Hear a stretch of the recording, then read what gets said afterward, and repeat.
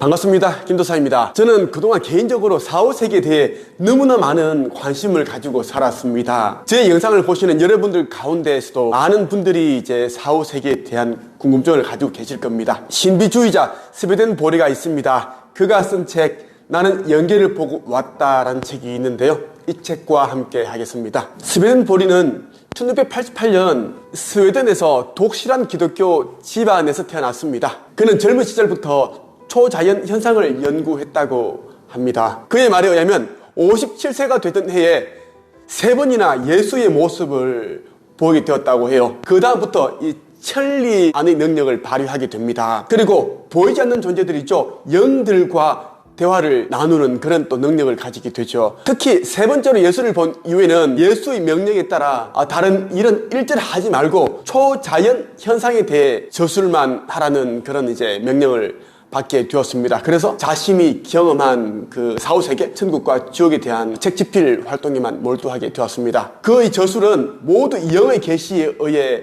집필이 되었습니다. 그래서 너무나 그 빠른 속도로 이제 쓰여졌는데요. 인간이 한 일이 아니다. 절대 사람이 이렇게 쓸 수가 없다. 그리고 너무나 많은 그 방대한 분량의 책입니다. 그 대부분은 영국 런던의 대형 박물관에 지금도 귀중하게 보존되어 있다고 합니다. 많은 분들이 이제 우리가 죽고 나서 가는 4, 5세기의 궁금증, 관심을 가지고 있습니다. 왜냐하면 우리가 가게 되는 그 4, 5세기에 대한 구체적인 정보, 정확한 정보가 없기 때문이죠. 우리가 죽어서 가는 4, 5세계는 우리가 살고 있는 이승과 지금의 세계와 거의 똑같다고 보시면 됩니다. 오히려 그 4, 5세기에 있는 영계에 있는 도시와 건물, 주택, 자연, 풍경 이런 게 더 실제적이다, 생생하다 라고 보시면 좋겠습니다. 나는 영계를 보고 왔다의 내용 가운데 일부를 여러분들에게 공유해드리고 후에 저의 생각을 말씀드리겠습니다. 아직 영계, 죽은 후의 세계의 일에 대해서 어두운 사람들에게는 잘 이해가 되지 않을지도 모르겠으나 영계에서는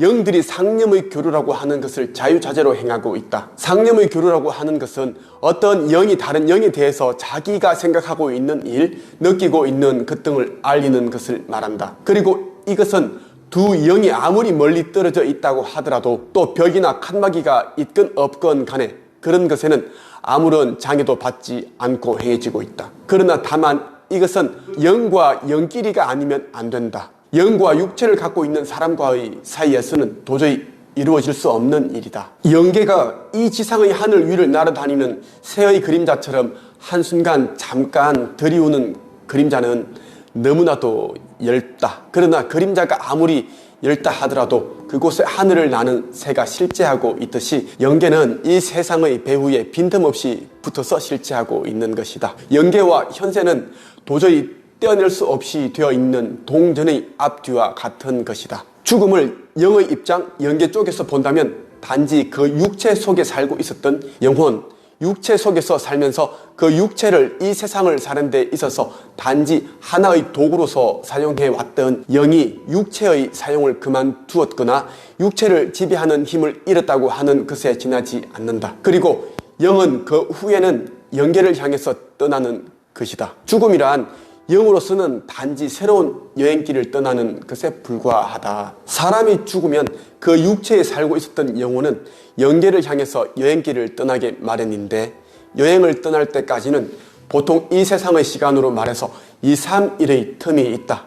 죽음과 동시에 육체 안에 있던 영으로서 눈을 뜨게 되지만 이 사실을 알고 영계로부터는 다른 영이 죽은 사람의 새 영혼이 있는 곳으로 찾아온다. 이것은 영끼리의 감흥에 의해서 일어나는 결과이다. 그리고 영계로부터 인도하는 구실을 맞고 찾아온 영구와 죽은 사람의 영은 죽은 자의 죽은 육체가 있는 곳에서 서로의 상념을 교환하게 된다. 죽은 지 2, 3일 동안은 죽은 자의 영이 아직도 죽은 자의 육체 안에 남아있는 이유는 이 상념의 교환을 위해서이다. 그리고 이 사이에는 죽은 자의 영은 죽은 육체 안에서 조용히 소리 없는 영의 호흡을 계속하고 또 영으로의 생각에 잠기고 있는 것이다. 죽은 자도 생각하고 있다는 것은 틀림없는 사실이다. 우리가 죽게 되면 이제 그 육체 안에서 2, 3일 정도의 시간을 보내게 됩니다. 2, 3일 정도 시간을 보내고 나면 인도령이 맞이하러 옵니다. 다른 차원으로 우리를 이제 데려가기 위해서 찾아오는 겁니다. 모든 사람은 이제 육체를 벗고 영혼의 세계로 가기 마련이죠. 영혼이 육신을 빠져나오게 되면 새로운 세계에 접하게 됩니다. 이때 대부분의 영혼들은 자신이 죽었다는 것을 잘 인식을 하지 못합니다. 인간으로 살면서 가졌던 그러한 이제 생각과 행동들, 그러한 것들 그대로 가지고 있기 때문에 추억들, 기억들 그대로 가지고 있습니다. 그리고 오감 있죠. 시각, 미각, 촉각 이러한 것들도 그대로 가지고 있어요. 그래서 자신이 죽었다는 것을 잘 모른다는 겁니다. 그래서 이제 인도령이 죽었다는 것을 알려주기도 합니다. 이제는 다른 곳으로 가야 된다. 그렇게 하죠. 우리가 누군가 죽으면 3일장을 장례식을 치르는 이유가 여기에 있는 겁니다. 영계에는 무수한 영의 단체가 있다.